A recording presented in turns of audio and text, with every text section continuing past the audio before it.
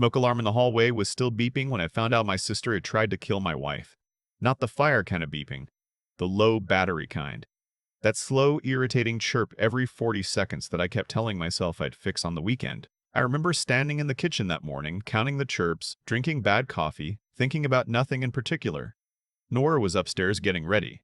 She was 6 months along, and her ankles had started swelling, so mornings took longer now. I didn't mind.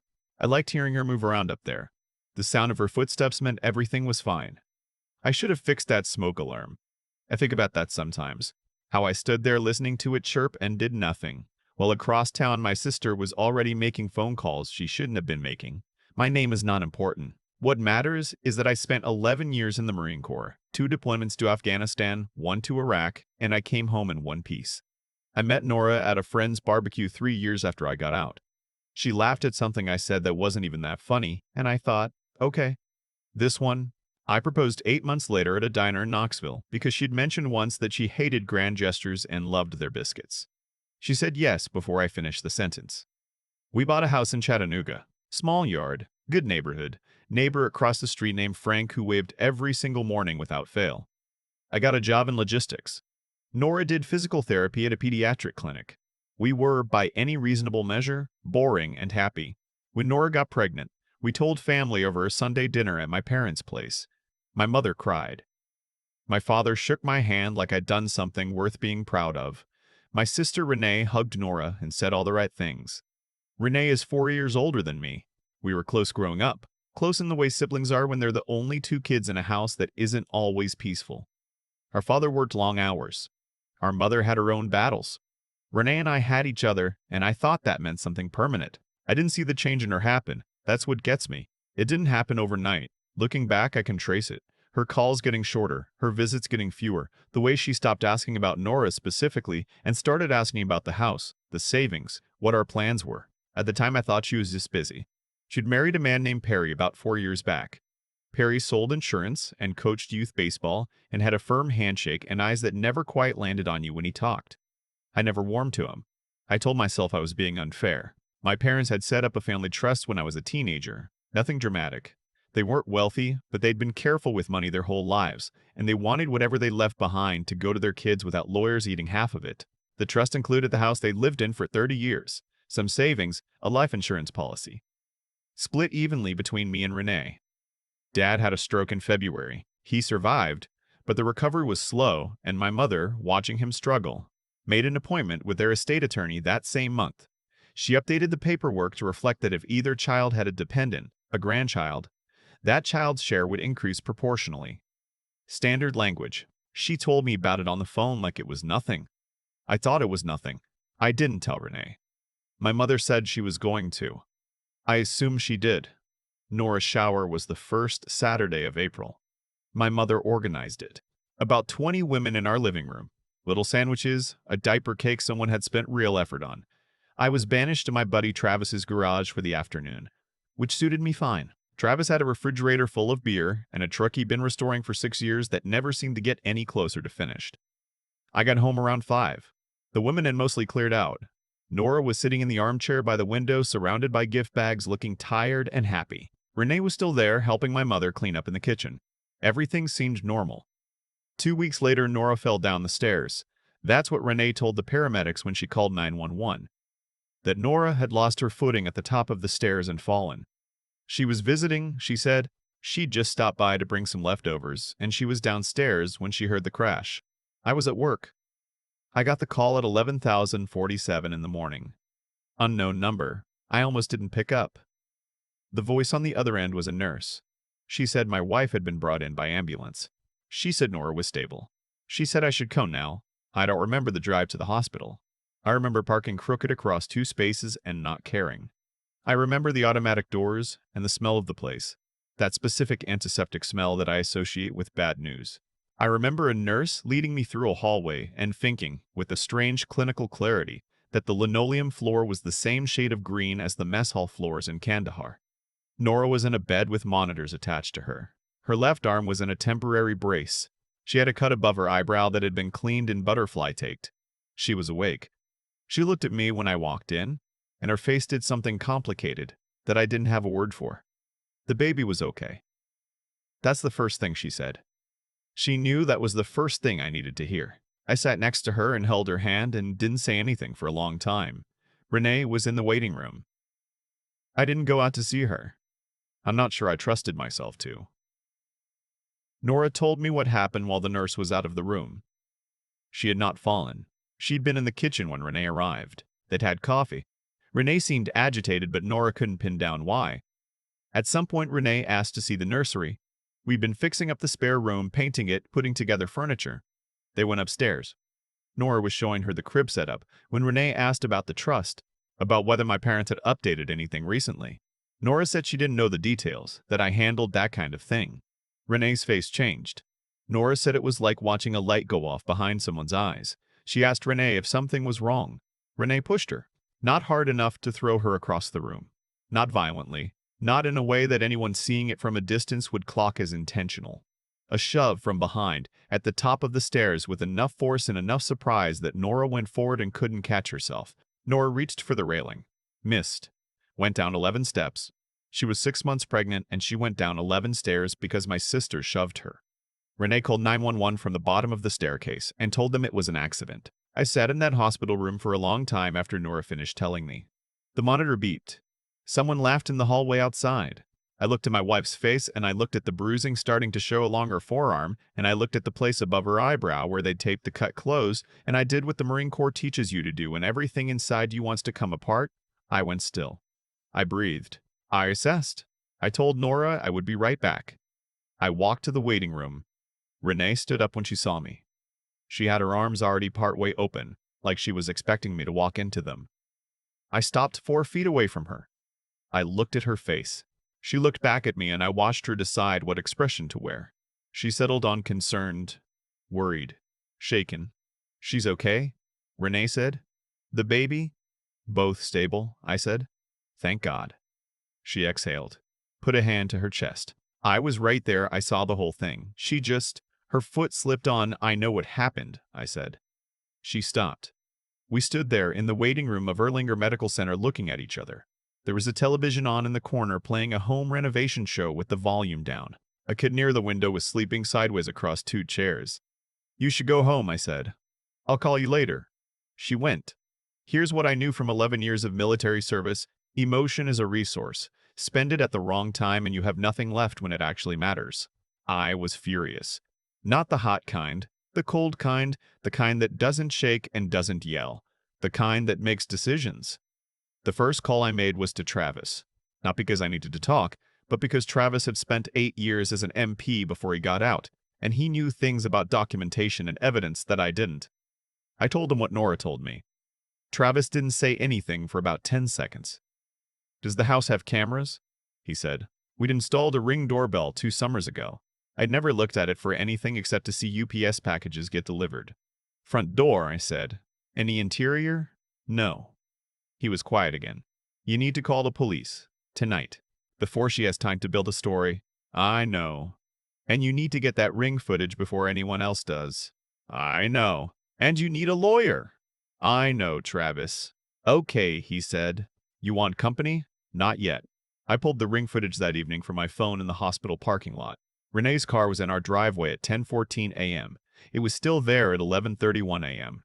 The ambulance showed up at 11:43 a.m. She'd been in the house for an hour and 17 minutes before she called 911. The footage didn't show me what happened inside, but it showed me the timestamp. And the timestamp mattered. Because Renee had told the paramedics she'd only just arrived when she heard the fall. She'd been there over an hour. That was a lie. Small, but a lie.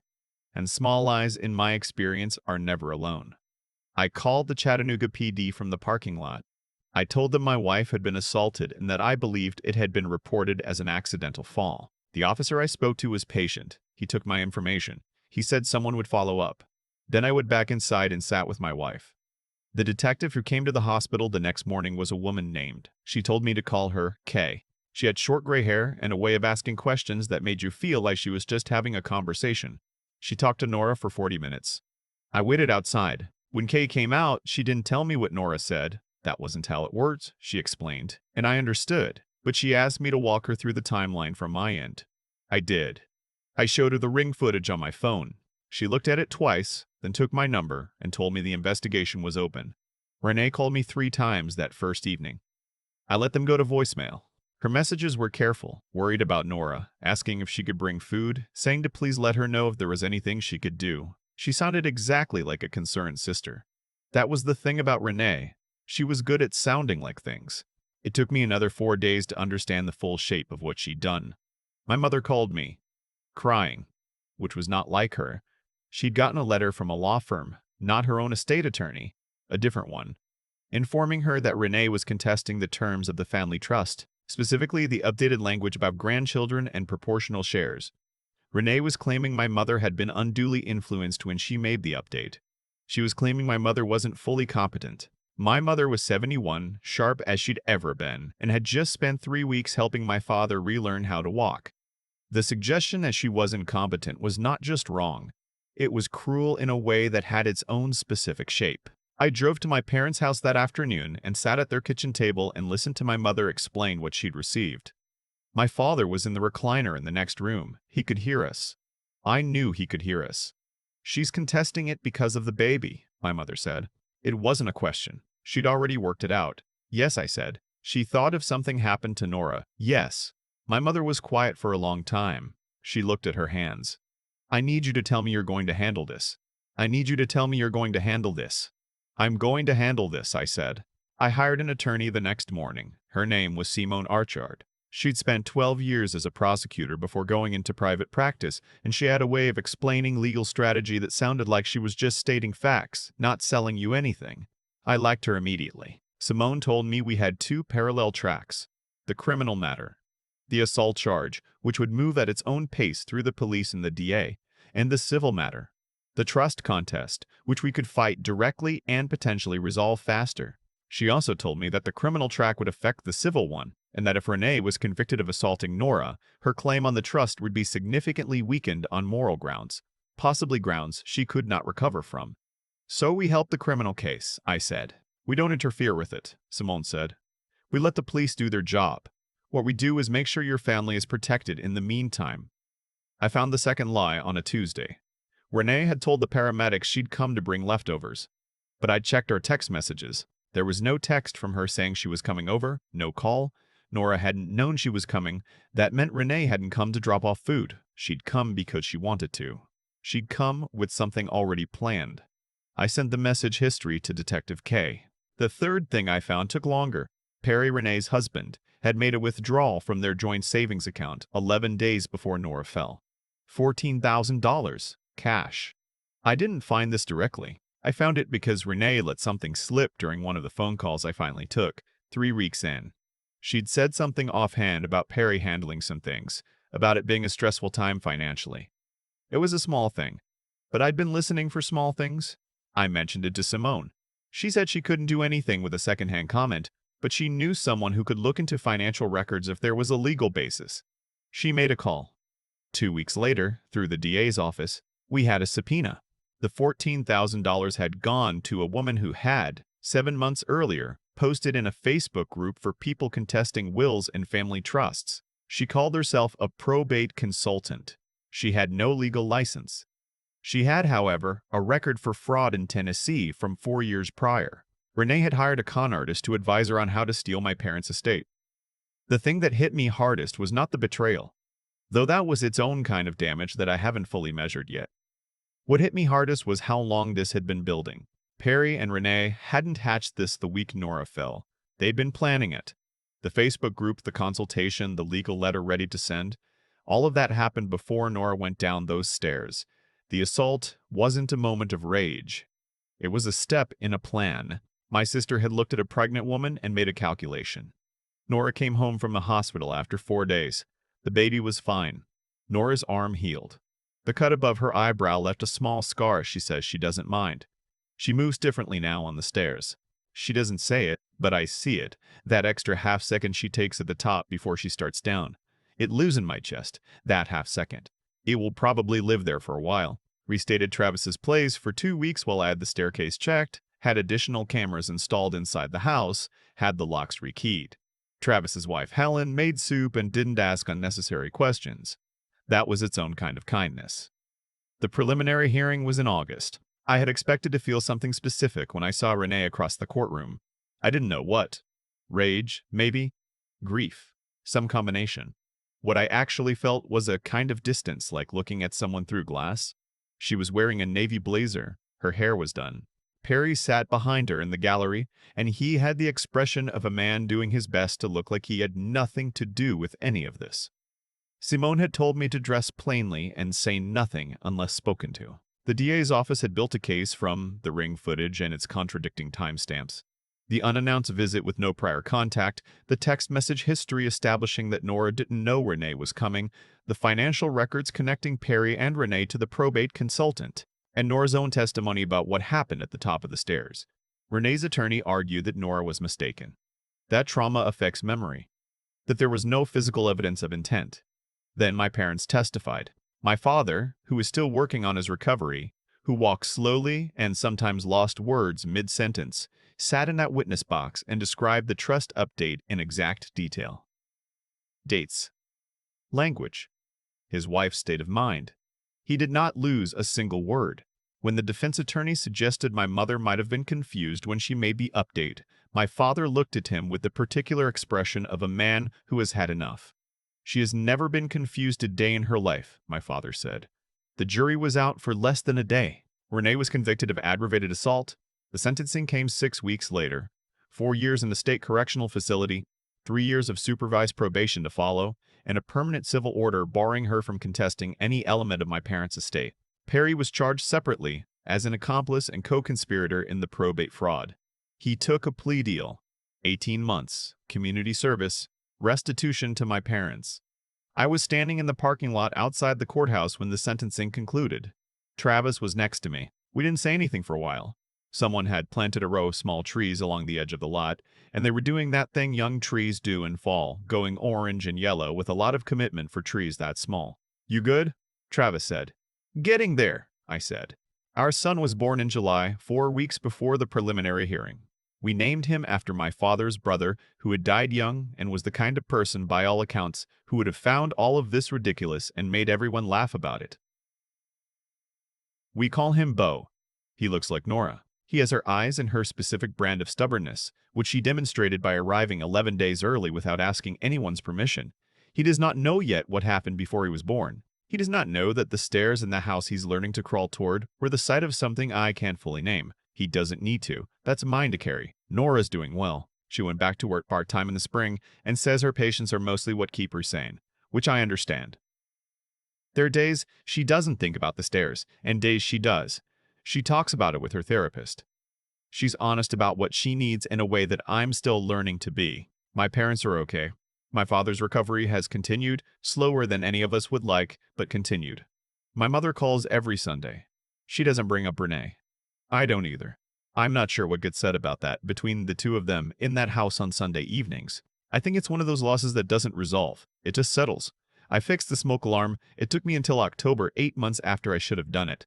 I stood on the step stool in the hallway and swapped the battery and waited, and the house was quiet, no chirp, just the sound of Beau moving around in his crib down the hall. That small, purposeful sound. I stood there for a minute and listened to it. Then I got down off the step stool and went to see what he needed. People ask me sometimes if I regret how long it took. If I wish I'd seen it coming sooner. The way Renee's calls got shorter. The way Perry never quite looked at you when he talked. The way the questions about money started creeping into conversations that had nothing to do with money. And honestly, I don't spend much time on that. Regret is a place you can live in if you're not careful, and I've got a son to raise. What I do think about is cause and effect, not in any mystical sense. I'm not wired that way, just in the plain mechanical sense that every choice a person makes sets something else in motion, and those things keep moving long after the person who started them has convinced themselves they got away clean. Renee made a calculation. She looked at a pregnant woman, her sister-in-law, someone who had sat across from her at Sunday dinners for years, and she decided that woman's life was worth less than a percentage of an inheritance. That was her choice. It was deliberate and it was cold, and she made it. And from the moment she made it, everything that followed was already in motion. The ring footage existed. The timestamps existed. The text message history existed. The paper trail connecting Perry to a fraudulent consultant existed. None of that required me to do anything except pay attention and refuse to be fooled by a navy blazer and a practiced expression. That's the thing about people who operate on the assumption that no one is watching carefully enough. They leave things behind. Renee left behind an hour and 17 minutes she couldn't explain. She left behind an unannounced visit with no prior contact. She left behind a financial withdrawal made 11 days before my wife fell. She left all of it right there in the open, because she assumed that grief would make me soft, and that love would make me irrational, and that I wouldn't be able to hold both things at once.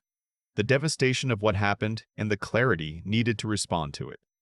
She was wrong about that, and I think the reason she was wrong is worth sitting with. The Marine Corps doesn't make you cold. That's a misconception. What it does is teach you that emotion and action don't have to be the same thing. You can be furious and still be precise. You can be scared and still move forward. You can love someone so much it physically hurts and still think clearly enough to pull footage off a doorbell camera in a hospital parking lot. Those things aren't in conflict. The discipline to hold them together. That's what I'd spent 11 years building without knowing exactly what I was building it for. Nora is the one who taught me the other part, because she went through something I can't fully understand. Falling down those stairs, carrying our son, waking up in a hospital bed. And she didn't come out of it brittle. She came out of it honest. She knows what she needs. She says it out loud. She went to therapy and she did the work, and she gave herself permission to be both a person who survived something terrible and a person who is still moving forward. That takes its own kind of strength. Different from mine. But I'd argue harder in some ways. Bo doesn't know any of this yet. He knows the stairs are the thing that leads to the kitchen. He knows Travis makes funny faces. He knows his mother's voice and that it means safety. That's the whole world he needs right now. And I'm grateful every single day that we get to give it to him. That the story didn't end on a different day in April. That the timestamps were there. That the truth had enough edges to hold on to. What Renee chose to do came back to her. Not because the universe intervened. Because she was sloppy and she underestimated the person she was trying to destroy, and the evidence was always right there waiting to be found by someone paying attention. That's how it works. That's almost always how it works. I fixed the smoke alarm. It took me longer than it should have, but I got there.